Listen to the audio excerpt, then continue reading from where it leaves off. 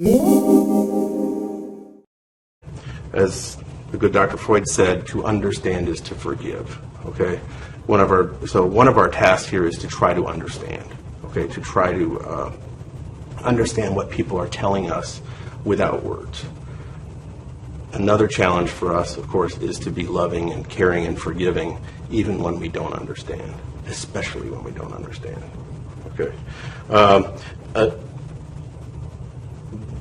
That's basically my entire presentation. Okay, I have some additional cases that we can work through together, but in terms of themes, probably the most important thing is that behavior is communication.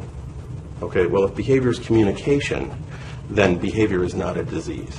So forget all about behavior being some disease for which there's a drug, or that behavior is a drug deficiency state.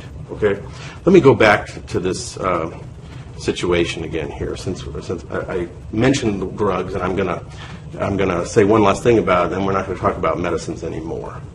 But supposing this was your son, and you took him to daycare while you went to work, and when you got done with work and you went to the daycare center, the director said to you, "Well, your son had kind of a rough morning, but we gave him a medicine.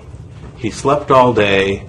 Okay, and you pick him up, he's limp, he's still groggy, he's obviously wet his pants. How would that make you feel? Okay. Generally speaking, most people would be pretty angry. You'd be angry that somebody did something to your child without talking to you first, without your knowledge or consent. You might be angry because he was behaving normally. And, why was that not okay? All right. Because ultimately, when we are dependent upon others for care, what we most want and need is to be accepted for who we are. Okay. When I come to live in a nursing home, unfortunately, I know that I'm not going to be the easiest patient to take care of, and I'm quite fearful that I won't be yelling yoo-hoo, but the repetitive phrases will be something less socially acceptable.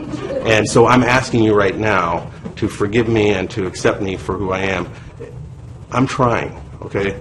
But there are situations in my life where I try and I fail, and I need you to love me and accept me no matter what, okay?